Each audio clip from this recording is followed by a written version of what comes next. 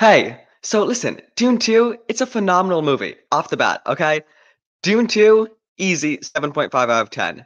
Same, in my opinion, as Dune 1. I give Dune 1 a 7.5 out of 10 as well.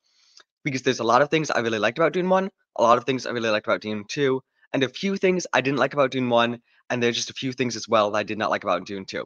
But off the bat, I know this is the beginning of the review, but Dune 2 is a phenomenal movie. You have to go see it. I'm not going to get into any spoilers for this review. I'm just going to give you my thoughts on the movie, spoiler free, and talk a lot more about like the various aspects of the movie more so than the story itself. So visually, Dune 2 is fantastic. Okay, it's just as good as Dune 1, if not better, because there's more different types of ambiances to it.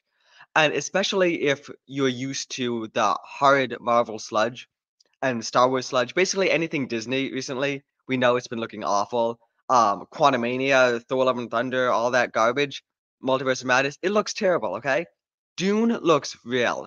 It looks like an actual futuristic place that you could actually go to and actually see that this is a way that the future could look. And everything is grounded in realism, and it looks phenomenal, okay? Visually, phenomenal. Acting wise, fantastic as well. The cast is really good in this movie. Specifically, Timothy Chalamet, he can really act. And Rebecca Ferguson, I've really enjoyed her, like, Mission Impossible movies and stuff. I haven't seen her in too many things, but she really stands out, especially her and Timothy. I think they've got fantastic chemistry in this movie. I could definitely see them like having a romantic thing in like a future. I listen, guys. You may not have seen it. I saw a lot of romantic tension between Timothy Chalamet and Rebecca Ferguson in this movie. Okay, and I get that maybe no one else did, or maybe you did. I know you're like, oh, whoa, Kale got caught onto the same stuff I am. That's pretty cool. But I mean, yeah, I definitely was feeling and sensing some chemistry, sexual tension between Rebecca Ferguson and Timothy Chalamet. So that was definitely a highlight of the movie for me was their chemistry, their interactions. Okay. The rest of the acting was fantastic as well. Josh Brolin he wasn't in it a lot, but when he was in it, he was good. He wasn't reading any gay poetry. He wasn't trying to get with Timothy. He was just acting like a serious character, and I liked him a lot. The Middle Eastern Arabian guy who plays like the Furman leader. Oh, he's really like religious. He was really great as well. I love like the religious undertones in Dune. I haven't read the books, but I'm a huge fan of like religion as like an aspect to movies because it's always good to have like this religious faction or these overly religious characters because it really just adds that extra element to the movie. So I really liked the religious themes and undertones in Dune, and I thought there was some good comedy with it as well. I don't know that it was exactly played for comedy, but there was some.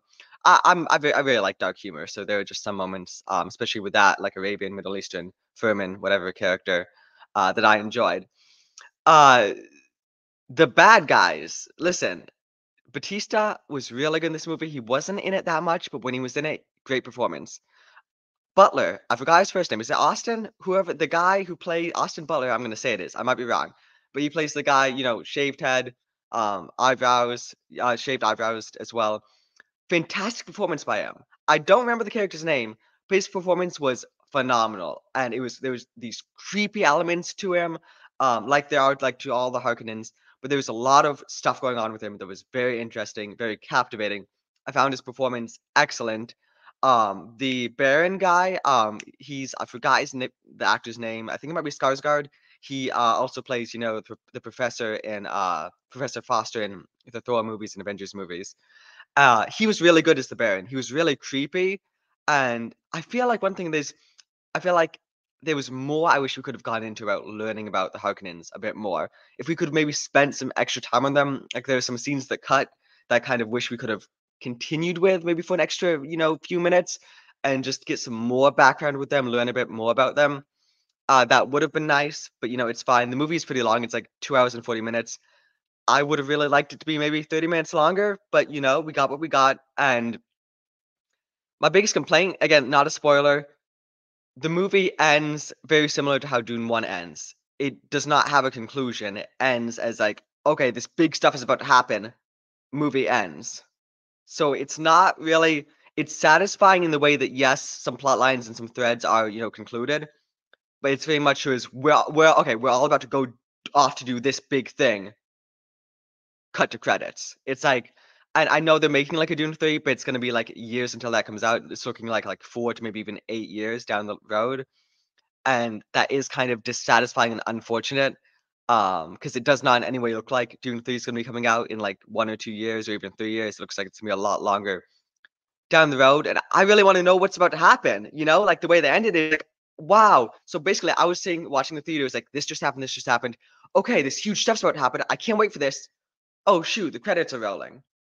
So like that's one of my major complaints, was like, yeah, I get it, but it's like, that's what happens with the book series. But I would have preferred a bit more conclusion to the story.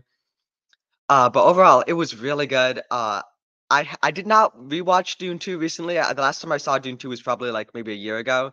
I mean, not Dune 2, sorry, Dune 1. Dune 1, sorry. I did not rewatch Dune 1 directly before Dune 2.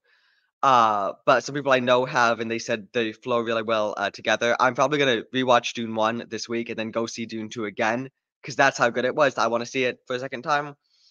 Uh, Bad news is I was not able to score the popcorn bucket. I don't even think there's like an AMC in Delaware. If there is, it's up like in Wilmington. So it's not really an option for me. Maybe I could pick up a used one somewhere, to get my popcorn bucket experience. But overall, it was a fantastic movie experience. I was engaged the whole time. Okay, there wasn't anything that pulled me out of the movie. No political messages, no bad acting, no bad CGI, no bad effects. It was a good movie. I highly recommend it. I'd say it's a solid, like, I'm leaning more towards like a 7.6 out of 10 than a 7.5, like a solid 7.6, 7.7 maybe out of 10. I really enjoyed it, and I definitely recommend that you go see it. If you did see it and if you liked it or if you didn't like it, please give me your thoughts in the comments.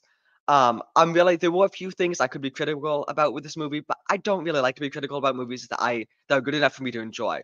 Basically, if the movie's good enough for me to go sit down and have a really good experience when nothing like leaps out at me that's bad, then I don't really care to go and nitpick it, right? If a movie's just like has a bunch of like bad elements and it's like, yeah, I can dive into that and nitpick it. So are there some things you could critique in this movie? Yes, but there's so few and far between that's like, what's even the point for me at least? I really enjoyed it. I really recommend it. Go see it and then come back and let me know what you thought of it in the comments below. And don't forget to subscribe, guys. We're almost at 199 subscribers, 199. I think we're at like 195 right now. So, I mean, subscribe, why not? All right, see you guys. Hail.